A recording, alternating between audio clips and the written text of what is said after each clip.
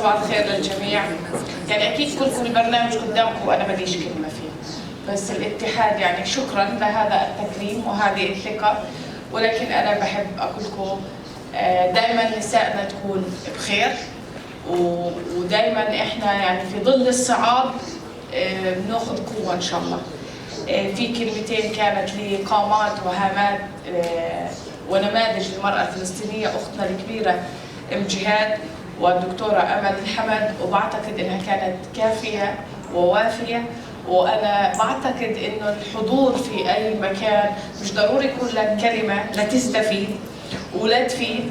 يمكن مرات وجود الإنسان بيسمع كلمات بيستفيد منها كثير، ومشاركته المهم إنها تكون داعمة لكل النساء. وإذا كانت النساء بخير بيكون المجتمع بخير. دمتوا نساء فلسطين ماجدات شامخات بكل الخير، وإن شاء الله لقائنا بالنصر والتحرير.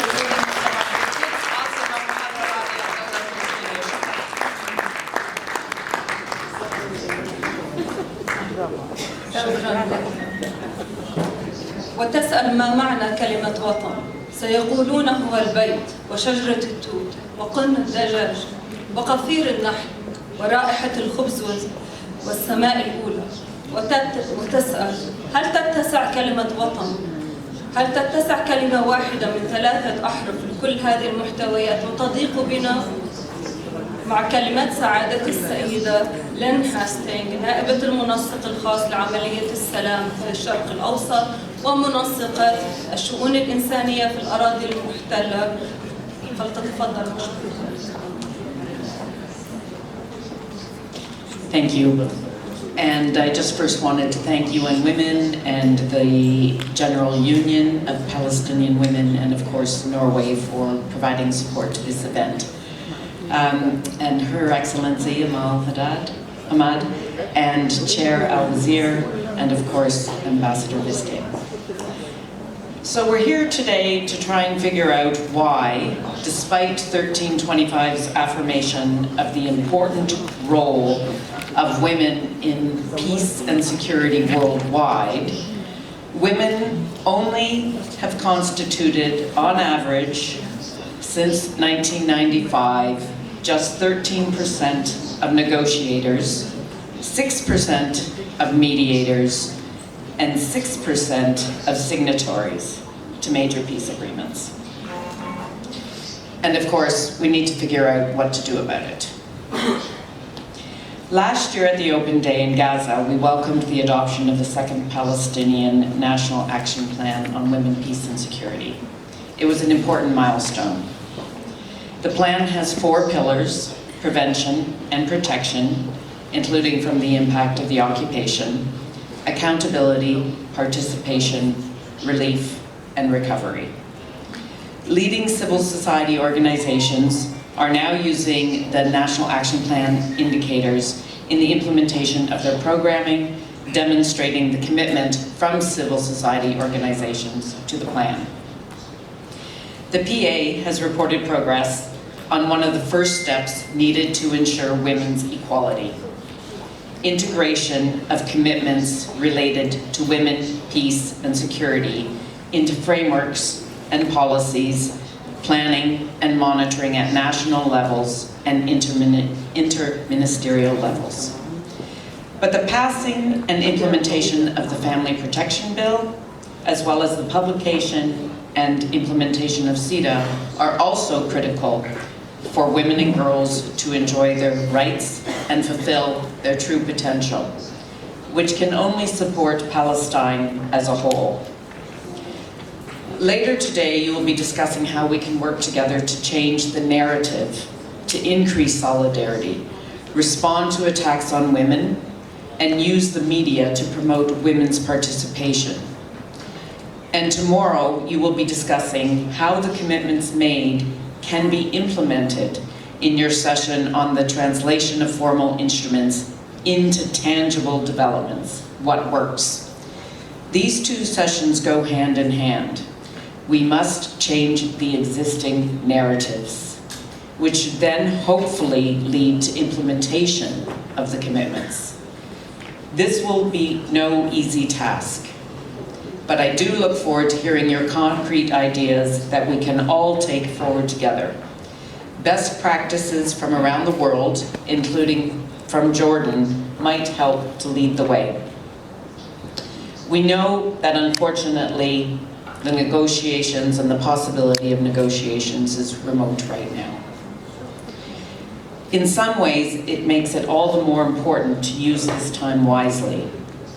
Continuous action from all of us will be needed to address issues of systematic discrimination against women, compounded by the occupation in the public and private spheres of life. The UN is committed to ensuring your voices and those of all women will be heard. The new allocation of the Women Peace Humanitarian Fund for this increased meaningful participation of women in conflict will help in this. From a review of the agenda and the panelists, we have a very diverse set of stakeholders with us today, from all sectors. This is a strength, and it shows the importance of the issue across so many aspects of Palestinian society. Let's use this diversity to move our common agenda forward. Thank you.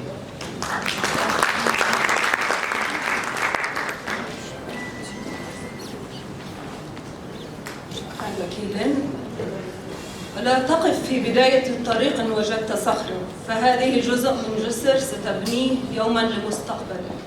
والآن مع كلمة سعادة السفيرة تورين فيستي ممثلة مملكة النرويج لدى فلسطين، فلتتفضل مشكورة.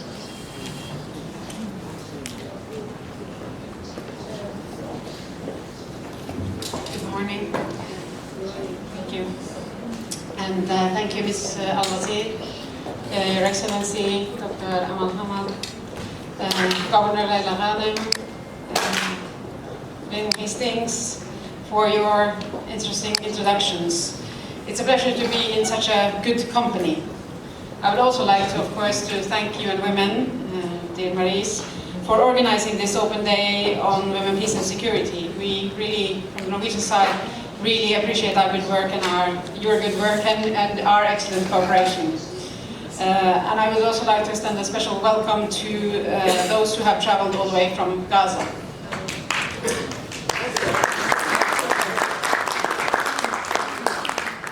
There are many challenges facing Palestinian women. The Israeli occupation impacts all aspects of public and private life. It increases the hardships that you are facing. All civilians must be protected from this, and those responsible must be held accountable. The occupation must end. Norway is saying this in all relevant forums, including in the Security Council. Palestinian women face not only life under occupation, but also life in a male-dominated society, and the two exacerbate each other. Therefore, it remains essential to work also from within and to change the structures that limit the opportunities for Palestinian women. Let me be clear, these barriers also limit Palestine as a whole. As we keep repeating, Palestinian women are the biggest untapped potential in Palestine. Male domination of public and private spheres, gender stereotypes that limit women to roles within your households, and the glass ceilings in politics and decision making are all issues that need to be addressed. It's also evident that women and girls bear the heaviest burden from the occupation and war. Women face multiple risks in all types of conflict. Yet women peace builders and women rights organizations continue to show remarkable initiative and resilience, not the least here in Palestine. Norway will continue to do our part. We will be a consistent partner in achieving results. Participation is key. We are committed to work for inclusion of women in every stage of conflict resolution, even when there is no process, like here in Palestine. And we are all committed to working on every level, from government to grassroots, supporting Palestinians' own initiatives.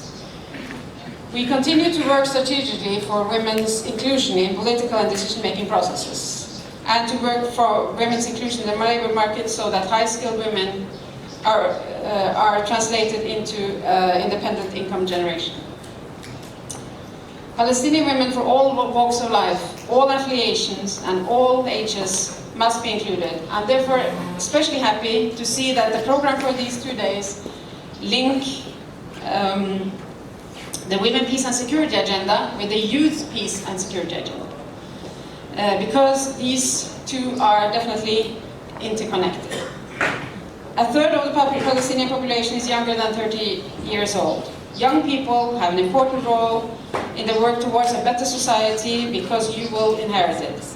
And you have important skills and perspectives that will definitely benefit the women's movement.